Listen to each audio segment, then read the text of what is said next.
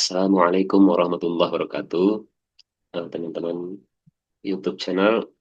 Pada kesempatan kali ini kita akan melihat syarat untuk mengajukan KIA, Kartu Identitas Anak. Nah, ini adalah syarat-syarat yang harus dilengkapi.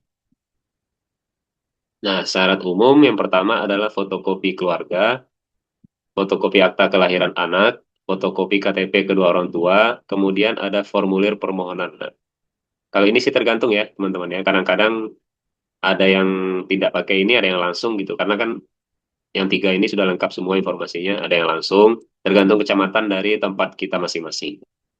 Kemudian syarat tambahan untuk anak usia di atas 5 tahun. Pas foto anak berwarna 3x4, latar belakang merah jika tahun lahir ganjil, latar belakang biru jika tahun lahir genap. Untuk anak perempuan muslim berfoto menggunakan jilbab atau kerudung. Nah, ini adalah syarat tambahan.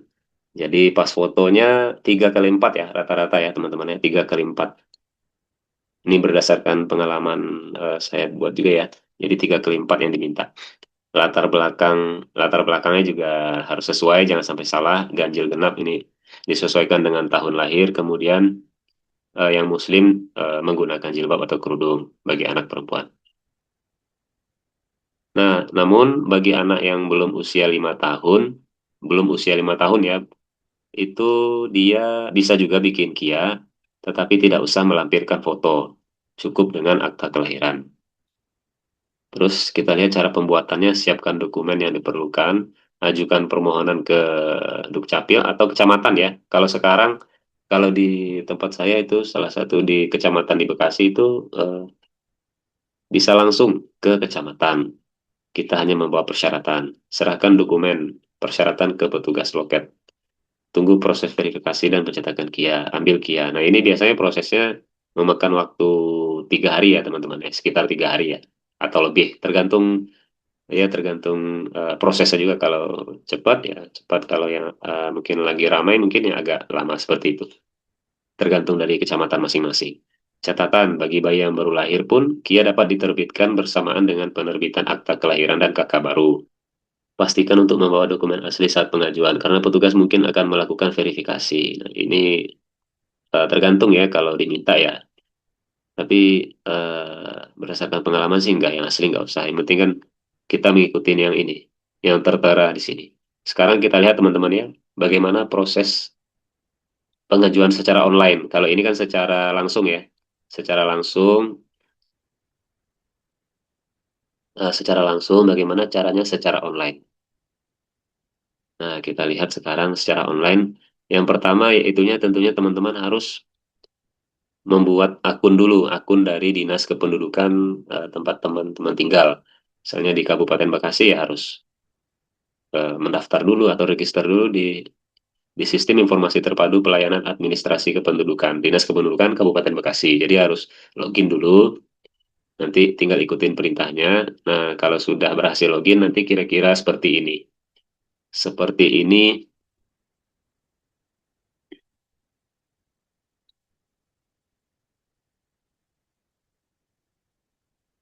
kira-kira seperti ini tampilan beranda yang pertama kali muncul.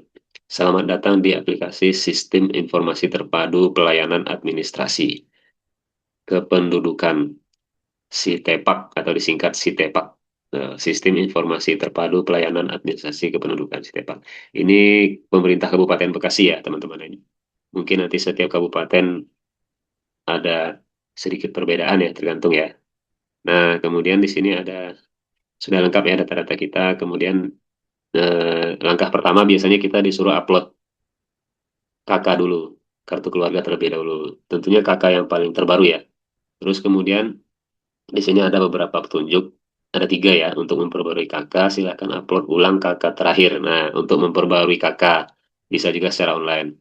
Untuk mulai pengajuan, nah, di sini. Terus untuk memantau pengajuan permohonan kita bisa dilihat di sini. Nah, sekarang kan kita mau bikin KIA misalnya. Ya, kita klik yang ini, mulai pengajuan permohonan. Nah, di sini. Di sini kita mau mengajukan apa teman-teman? Mau bikin KTP elektronik yang baru atau bikin KK atau atau kita mengurus surat keterangan pindah bisa di sini. Atau kita mau mengajukan permohonan KIA, kartu identitas anak, atau akta kelahiran. Jadi ada 5 pilihan ya di akun di Dukcapil ini secara online ya. Ada 5 pengajuan yang bisa kita lakukan. Atau mungkin kita masih ada yang belum paham ya, kita bisa chat di sini teman-teman. Bisa chat, bisa nanya-nanya di sini. Nah, jadi kita bisa nanya-nanya di sini. Tuh, sini ada bisa kita fasilitas chatting dengan operatornya gitu. Biasanya langsung cepat dibalasnya. Alhamdulillah. Nah, sekarang kita lihat coba kita lihat contoh ya. Kita di sini mau kita lihat contohnya adalah pengajuan permohonan kartu identitas anak. Nah, kita klik di sini. Nah, nanti akan muncul seperti ini teman-teman.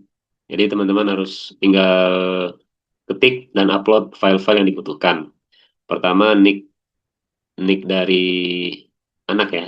Tentunya nick dari anak yang ada di kakak, nama lengkap anak, nomor kakak, terus kecamatan, desa, akta kelahiran, terus alasan cetaknya. Nah, Kia hilang atau Kia rusak atau perubahan atau pembuatan Kia baru. Nah, biasanya kan kebanyakan orang pembuatan Kia baru misalnya, tinggal kita klik aja. Nah, kemudian kita upload akta kelahirannya, terus pas fotonya.